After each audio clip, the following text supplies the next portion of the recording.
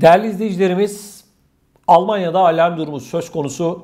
Federal Sağlık Bakanı Jens Spahn ve Robert Koch Enstitüsü Başkanı ortak bir basın toplantısı düzenledi ve tabloyu çok ağır olarak nitelendirdi. Eğer önlem alınmazsa Aralık ayında özellikle vaka sayısının mevcut durumdan 2 katına çıkacağını, yani yaklaşık günlük vaka sayısının 100 bine ulaşacağını söyledi. Yine Federal Sağlık Bakanı yapmış olduğu açıklamada durum çok ciddi, bunu ciddiye almamızı tavsiye ediyorum dedi. Bavyera ve Türingen eyaletlerindeki hastanelerde yoğun bakım ünitelerinde kapasitenin sonuna gelindiğini ifade eden Sağlık Bakanı, yoğun bakımlardaki kapasitelerin aşılmasını engellemeye çalıştıklarını da ifade etti. Salgındaki bu gelişmeleri kırmak için gerekli önlemlerin hızla alınması gerektiğini belirten Federal Sağlık Bakanı Spahn, aksi takdirde acı bir Aralık ayı olacak değerlendirmesini yaptı. Spahn, önlemlerin sıkılaştırılmasını isteyerek kamuya açık etkinliklere 2G+ olarak adlandırılan sadece aşı olanların ve Covid-19'u geçirip iyileşenlerin negatif test sonucuyla girmesini istedi. Spahn, salgınla mücadelede Covid-19 hızlı antijen testlerinin yeniden ücretsiz olacağını da açıkladı. Bakan, salgınla mücadelede ülke genelinde ortak önlemlerin alınması konusunda gelecek hafta Başbakan Angela Merkel'in eyaletlerin başbakanlarıyla yapacağı toplantının çok önemli olduğunu da ifade etti. Robert Koch Enstitüsü'nün başkanı ise herkesi aşı olmaya davet ediyorum dedi. Başkan, büyük çaplı etkinliklerde kişi sayısının azaltılmasını veya bu etkinliklerin yasaklanmasını öneriyorum dedi. Değerli izleyicilerimiz,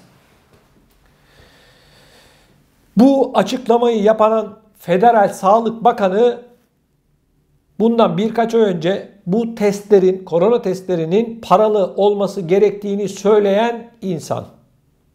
Bu insan artık önlemleri gevşetebiliriz diyen insan. Bu insan artık her şey kontrol altına alındı diyen insan. Bu insan, arkamda görmüş olduğunuz Federal Sağlık Bakanı, şimdi bugün açıklama yapıyor ve diyor ki aşı olmayanlar hiçbir yere alınmamalı, sertifika istenmeli, testleri ücretsiz hale getiriyoruz diyor ve yine tablo daha da ağırlaşacak diyor. Şimdi Federal Sağlık Bakanı bundan sadece birkaç ay öncesinde ne diyordu? Artık tamam, bu işi bitirdik diyordu. Arkadaşlar, şimdi ben size soruyorum. Almanya'da 25 milyon insan aşı olmadı. Şu anda resmi rakamlar bunlar. Peki, bu insanlar olmuyorlar. Zorunluluk var mı? Hayır, yok. Kimsenin kolundan tutup iğneyi batıracak halin yok. Peki, sen bir sağlık bakanı olarak, bu krizi yönetmeye çalışan kişi olarak 2-3 ay içerisinde neden başka bir açıklama yapıyorsun? Bu 25 milyon kişi belli ki sana inanmıyor. Olmak istemiyor. Ne olacak peki? Başka bir alternatifiniz var mı? Diyelim ki yarın sabahta 25 milyon kişi bu aşıyı vurdurdu. Bunun garantisi var mı? Bundan sonra korona Almanya'da bitecek. Bunun garantisi var mı? Yani nüfusun %100'ü aşılandı. Artık korona yok arkadaşlar. Bu Sağlık Bakanı bunun garantisini veriyor mu? Ben soruyorum bir gazeteci olarak, size diyorum ki bu Sağlık Bakanı'nın yapmış olduğu açıklamalara inanıyor musunuz? Sakın beni yanlış anlamayın. Ben aşı karşıtlığı falan yapmıyorum. Ben sadece bir gazeteci olarak durumu değerlendiriyorum. 3 ay önce söylediklerini de biliyorum bunun. Almanya Sağlık Bakanı'nın. 1 yıl önce söylediklerini de çok iyi biliyorum. Şimdi söylediklerini de çok iyi biliyorum. Sizlerle de paylaşıyorum. Şimdi tablo o kadar ağır ki yoğun bakımlar dolacak diyor.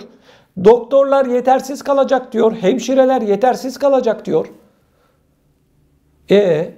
Sen ne iş yapıyorsun demezler mi adama? Madem Şu anda günlük vaka sayıları yaklaşık 50 bin. 2 hafta sonra bu rakam yaklaşık 100 bine çıkacak. Kendisi açıklıyor bunu arkadaşlar. Sağlık Bakanı açıklıyor.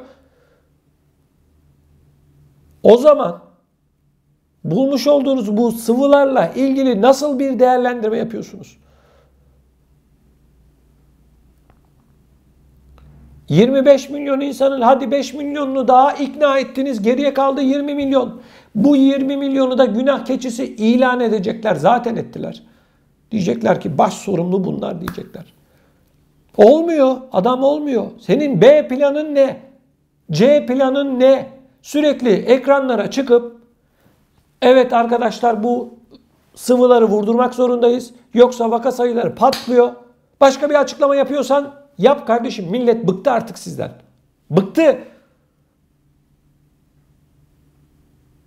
Dün başka bir şey söylüyorsunuz. Bugün başka bir şey söylüyorsunuz. Bu sözüm tüm siyasetçilere. Ya milleti oyuncak yaptınız ya. Psikolojilerini bozdunuz. Akşam başka bir şey, sabah başka bir şey. Böyle bir açıklama, böyle bir bakanlık, böyle bir kriz yönetimi olabilir mi arkadaşlar? Ya ben de artık buraya geldim. Ben de çok hoşnut değilim arkadaşlar bu haberleri size vermekten. Bu nedir ya? Çıkmış şimdi de diyor ki testler bedava olsun. 3 gün önce parayla yapılsın diyordun. Artık hiçbir tedbire gerek yok diyordun. Madem bu noktaya gelecekti, vaka sayıları artacaktı. Niye kaldırdınız kardeşim? Aç kapa oyunu mu oynuyorsunuz? Neden? Neden arkadaşlar? Aç kapa mı bu? Ne bu? Ya insanları gerçekten psikolojik olarak çok büyük bir sıkıntının içerisine soktunuz. Alman medyasına bakıyorum. Bir tek satır haber yok. Bu adamın 3 gün önce söyledikleriyle ilgili bir tek kelime yok arkadaşlar. Uyutuyorlar. Milleti uyutuyorlar kardeşim. Bunu söylerken tekrar ediyorum. Sakın benim sıvı karşıtlığı falan öyle bir durumum yok. Ben soruyorum ne zamana kadar?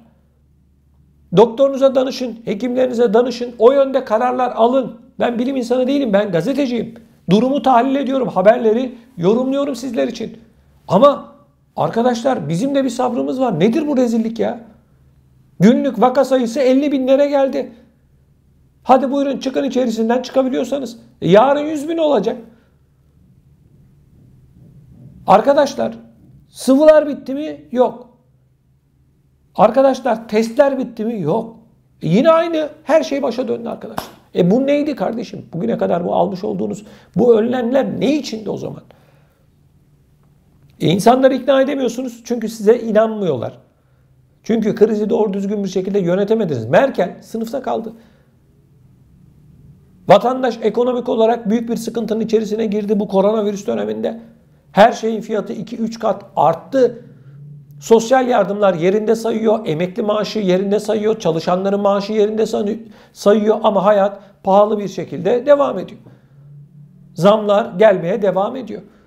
Şimdi ben de soruyorum kardeşim nedir bu? Ne oluyor? Yani çıkmış Federal Sağlık Bakanı biz diyor tedbirleri yeniden getiriyoruz diyor. Tamam getir kardeşim getir de 3-5 ay sonra yeniden bu tedbirleri biz kaldırıyoruz diyeceksin. Sonra bir daha tedbirleri getiriyoruz diyeceksin. Çözüm ne kardeşim? Net kalıcı çözümle vatandaşın karşısına çıkmak zorundasınız. Bu nedir ya? Bu nedir? Nereye kadar, ne zamana kadar arkadaşlar? Böyle bir tablo olabilir mi? Ya insanlık bu adamların elinde, bu insanların elinde oyuncak olmuş. İnsan sağlığı gibi kutsal ve çok çok önemli bir konu bu insanların elinde birer oyuncağa çevrilmiş vaziyette. Aç kapa, aç kapa, aç kapa. Ya ne oluyor kardeşim? Ne oluyor? Değerli izleyicilerimiz bu konuyla ilgili siz ne düşünüyorsunuz çok merak ediyorum. Lütfen videonun altında bulunan yorum bölümüne yazarak bizlere iletin. Sizlerden hasreten bunu rica ediyorum. Bu tabloyu nasıl değerlendiriyorsunuz? Bu gidişatı nasıl görüyorsunuz? Bu işin sonunu ne zaman görüyorsunuz? Ne zaman bitecek? Ben açıklayayım bak. Benim fikrimi ben söylüyorum. Lütfen siz de fikrinizi yazın. Ben diyorum ki bu sıvılar bittiği zaman ve bu testler bittiği zaman koronavirüs de bitecek arkadaşlar. Hayırlı uğurlu olsun. Bak tekrar ediyorum. Bu sıvılar bittiği zaman Ve bu testler bittiği zaman, peki ne zaman bitecek? Mezarda bitecek arkadaşlar. Tablo bu. Nedir ya? Nedir kardeşim? İnsanlığı oyuncak haline getirmişsiniz. Krizi yönetmekten acizsiniz. Nerede kardeşim başarı? Başarı falan yok şu anda Almanya'da. Merkel sınıfta kaldı. Ben Hatice'ye değil neticeye bakıyorum. Vaka sayıları bir yılın ardından yine aynı seviyeye geldiyse bunda evet bu insanlar başarılı oldu diyebilir misiniz? Ben bilim insanlarına bir şey demiyorum. Ama bu siyasetçiler başarısız. İnsanları adeta maymuna çevirdiler. Bir gün öyle, bir gün böyle. Bir gün öyle, bir gün böyle. Ya bu Federal Sağlık Bakanı'nın durumu nedir arkadaşlar ya? Bunun bu hali nedir arkadaşlar ya? Allah aşkına ya. Ne düşünüyorsunuz bu Federal Sağlık Bakanı'nın yapmış olduğu bu açıklamayla ilgili ya? Çıkın 2 satır yazın ya. Nedir bu ya? Bu Sağlık Bakanı şimdi de çıkmış diyor ki hemen çok acil bir şekilde herkesin aşılanması gerekiyor. Tamam aşılandılar. Şunu söylüyor diyor ki bedava olacak diyor bu testler. Madem öyle niye yok paralı yaptın da şimdi bedava yapıyorsun? Neden? Merak ediyorum. Neden? Bir gazeteci olarak soruyorum sana. Neden? Böyle bir şey olabilir mi ya? Aç kapa. Kaldırdık diyor tedbirleri yok diyor bugün getirdik diyor. Kardeşim madem öyle kaldırmasaydın sıfırlasaydın vaka sayısını herkes zaten o yola girmişti. İdare ederdi herkes. Sabırla beklerdi. Kardeşim şimdi millete birazcık hani böyle bir ağzına bal çalıyorsunuz. Tamam hallettik diyorsunuz. 2 ay geçiyor. 2 ay sonra yine patlıyor her şey. Değerli izleyicilerim lütfen bu konuyla ilgili görüşlerinizi videomuzun altında bulunan yorum bölümüne yazın. Bunun yanı sıra benim sizlerden ricam, hasreten ricam daha fazla insana ulaşabilmemiz için bu yayınlarımızı beğenmenizi, like atmanızı ve mutlaka kanalımıza da abone olmanızı sizlerden hasreten rica ediyorum.